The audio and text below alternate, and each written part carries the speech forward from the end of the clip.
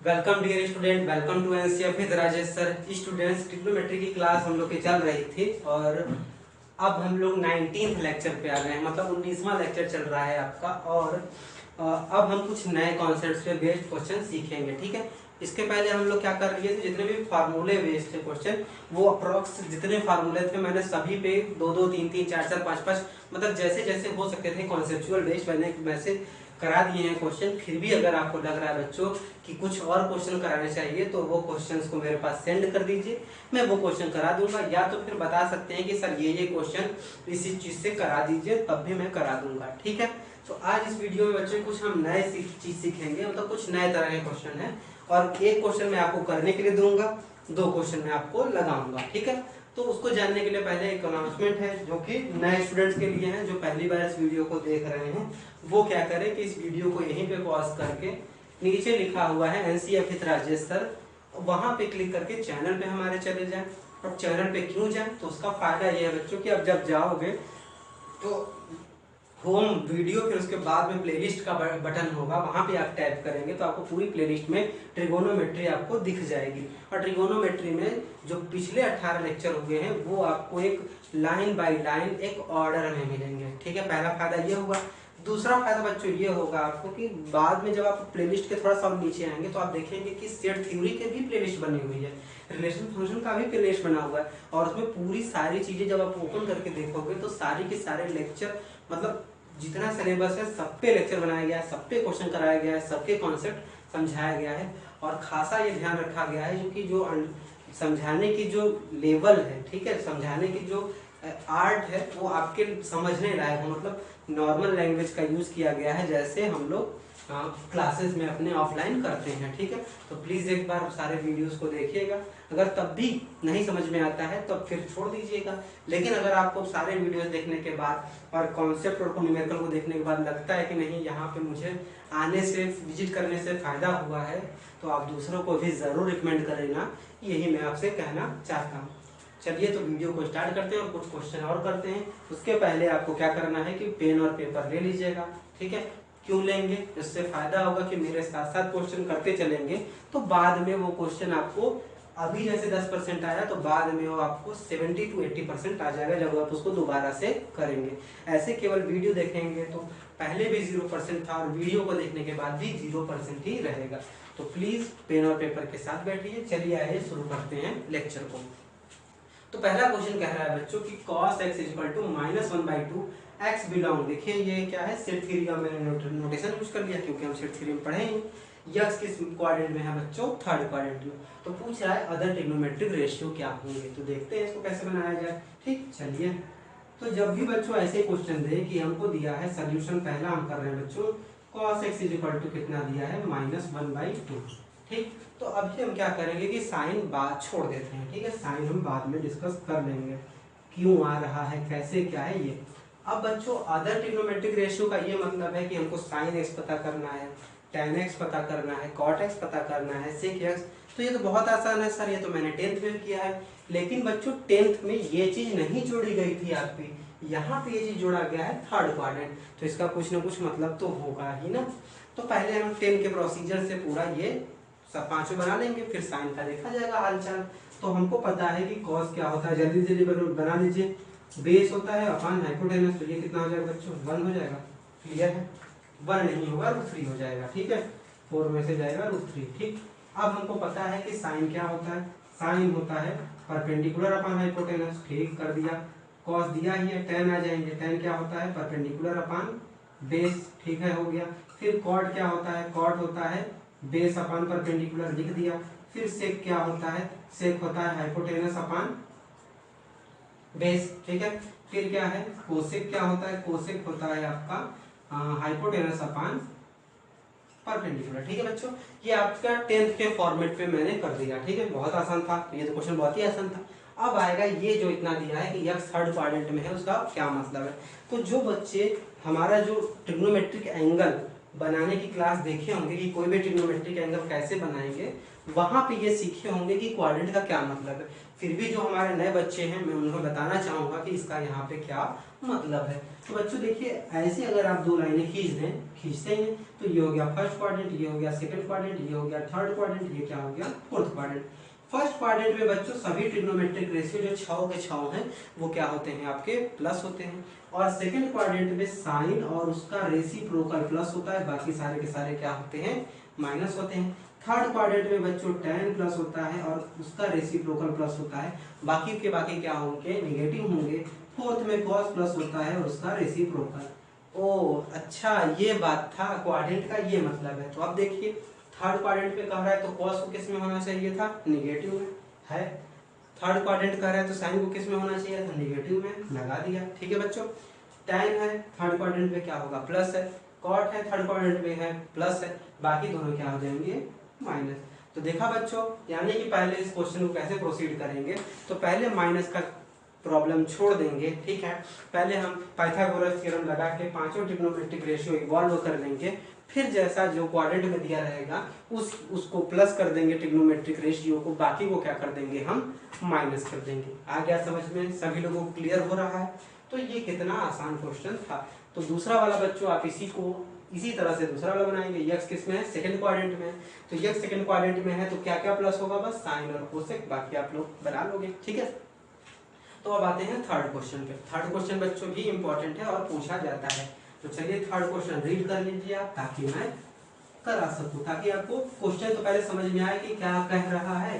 ठीक है, तो जब हम क्वेश्चन पढ़ रहे हैं स्टूडेंट तो हमको ये पता लग रहा है कि साइन x/2, अब तो दिक्कत कर दिया यहाँ पे, x/2 पे अभी तक हमने कोई सवाल ही नहीं लगाया था और ये x/2 पे पहला सवाल आ गया, यानी कि हाफ एंगल पे आ गया, जिसको हम लोग कहते थे सब मल्टीपल। अब ऐसा तो सवाल हमने पढ़ा ही नहीं, इसीलिए मैंने बच्चों कहा कि मैं सारे कॉन्सेप्ट को लेके चलता हूँ। जब आप देखेंगे चीजों को एक दूसरे के बाद लाइन बाय लाइन जिसको कहते हैं, तब आपको ये पता चलेगा कि पूरा सिलेबस की हर एक छोटी से छोटी चीज भी कवर की गई है। जो चीज ज्यादा इंपॉर्टेंट नहीं थी उसको मैंने कवर नहीं किया है। ठीक है, क्योंकि वो उतनी इंपॉर्टेंट नहीं है तो मैंने वो कवर नहीं किया अभी के लिए नहीं, जैसे फर्दर स्टडीज में भी उनका उतना रोल नहीं होता है।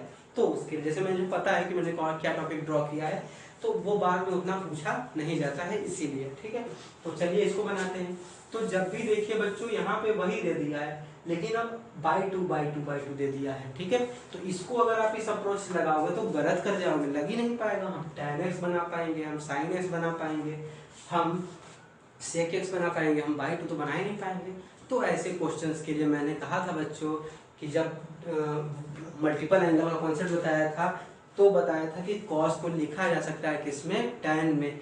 तो वो सवाल यहाँ आ गया कि cos के लिए कौन सा फार्मूला हम यूज करेंगे tan वाला। तो आइए चलिए बनाते हैं और देखते हैं कैसे चीजें सॉल्व होती हैं। तो ये थर्ड क्वेश्चन है।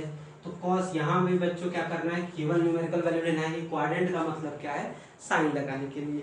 तो cos के बच्चे चार फार्मूले लिखे थे मैंने, पहला cos square x minus sine square x, दूसरा 2 cos स्क्वायर एक्स माइनस 1, तीसरा 1 माइनस 2 साइन स्क्वायर एक्स, और चौथा था 1 माइनस tan स्क्वायर एक्स अपान 1 प्लस tan स्क्वायर एक्स। तो ये cos 2x का था।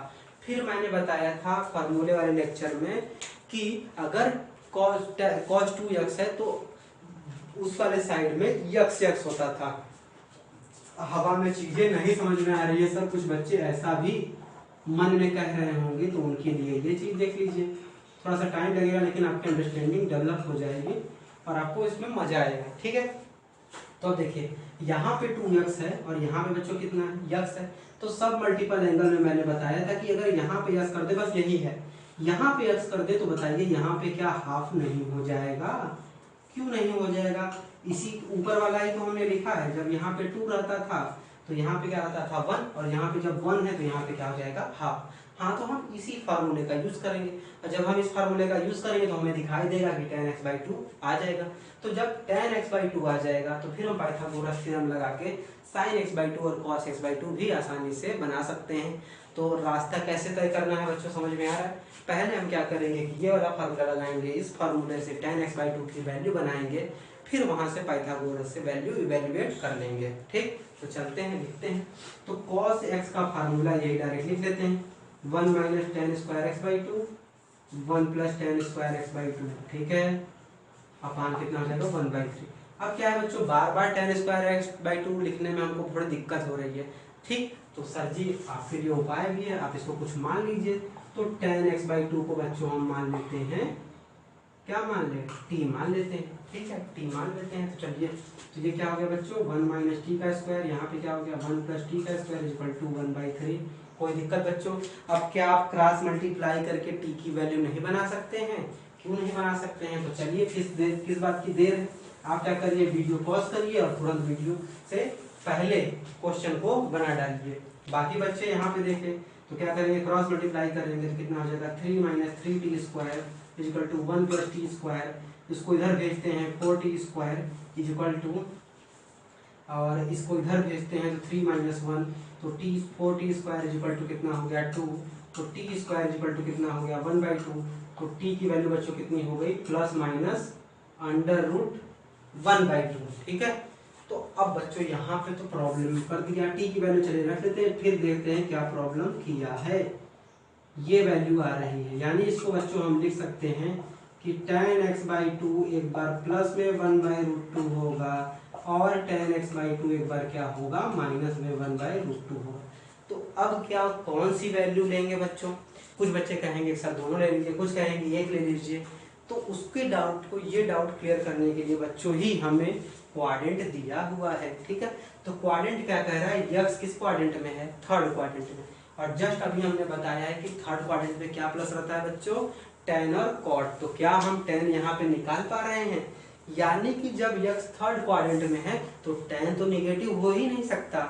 tan को हमको किस में लेना पड़ेगा, पॉजिटिव लेना पड़ेगा। क्यों? क्योंकि ये मेंशन कर दिया है कि ये किस में है, थर्ड क्वाड्रेंट में है, यानी कि ये डिस्कार्ड हो जाएगा, ये नहीं लेंगे। तो वो बच्चे जो कह रहे थे कि दोनों लेना चाहिए, उनका डाउट क्लियर हुआ। एक जो कह रहे थे कि प्लस लेना चाहिए, एक जो कह रहे थे माइनस। अब कैसे होना चाहिए ये हमने बता दिया। यह किस क्वाड्रेंट में है उसके बेसिस पे डिसाइड होगा कि जो ट्रिग्नोमेट्रिक फंक्शन या रेशियो आए हैं उनको प्लस लेना है या फिर माइनस। तो इसका रीजन लिखेंगे because x belong to third quadrant, ठीक है स्टूडेंट, ठीक। क्या अब आप sin x/2 और cos x/2 नहीं निकाल पाएंगे? क्यों नहीं निकाल पाएंगे? पहला क्वेश्चन जैसे हमने बनाया था वैसा ही क्वेश्चन तो अब आ गया, ठीक। तो हम क्या करते हैं, पाइथागोरस थ्योरम का यूज करेंगे। हमको पता है कि ये होता है परपेंडिकुलर अपान बेस, तो ये कितना हो जाएगा, √3 हो जाएगा, ठीक। तो अब आप बता सकते हैं कि sin x/2 कितना होगा, परपेंडिकुलर अपान हाइपोटेनस होगा। फिर cos x/2 कितना होगा स्टूडेंट, बेस अपान हाइपोटेनस होगा, ठीक। अभी ये क्या आंसर सही है? नहीं, अभी आंसर कंप्लीट नहीं है, क्योंकि हमने अभी क्वाड्रेंट का कॉन्सेप्ट इसमें नहीं लगाया है, ठीक। तो क्वाड्रेंट किसमें है बच्चों, थर्ड, और थर्ड में क्या प्लस रहता है, tan और cot। और यहाँ पे हमको क्या दिया है, sin और cos, तो ये दोनों क्या हो जाएंगे, माइनस। तो आई होप बच्चों ये क्वेश्चन आपको जरूर समझ में आया होगा। ऐसे क्वेश्चन बच्चों 2 या 3 मार्क्स में आपके पेपर में आते हैं और बच्चे अक्सर गलत कर देते हैं। तो आप ध्यान रखिएगा कि इस वीडियो से आप कम से कम इस तरह के क्वेश्चन लगाना सीख जाएं। और नेक्स्ट वीडियो में बच्चों जो कि लेक्चर 20 होगा, मेरे हिसाब से अब आपका जो फार्मूला बेस है, ठीक है, फार्मूले बेस्ड जितने क्वेश्चन थे आई होप लगभग मैंने सारे लगवा दिए हैं। फिर मैंने शुरू में कहा था कि अगर और कुछ आपको कॉन्सेप्ट्स या फिर अगर कुछ लगेगा कि कुछ क्वेश्चन सर आपको और कराना चाहिएगा तो मुझे सजेस्ट कर दीजिएगा, मैं ज़रूर उसका वीडियो बनाऊंगा। तो नेक्स्ट लेक्चर में यानी 20th लेक्चर होगा बच्चों, तो उसमें हम एक नए चीज़ के साथ आपके पास आएंगे और उस टॉपिक का नाम है, बहुत ही इंटरेस्टिंग टॉपिक है बच्चों, उसको कहते हैं ट्रिग्नोमेट्रिक इक्वेशन। ट्रिग्नोमेट्रिक क्या कहते हैं, इक्वेशन। तो नेक्स्ट लेक्चर से बच्चों ट्रिग्नोमेट्रिक इक्वेशन हम लोग पढ़ेंगे। तब तक बने रहिए हमारे साथ और मिलते हैं नेक्स्ट लेक्चर में।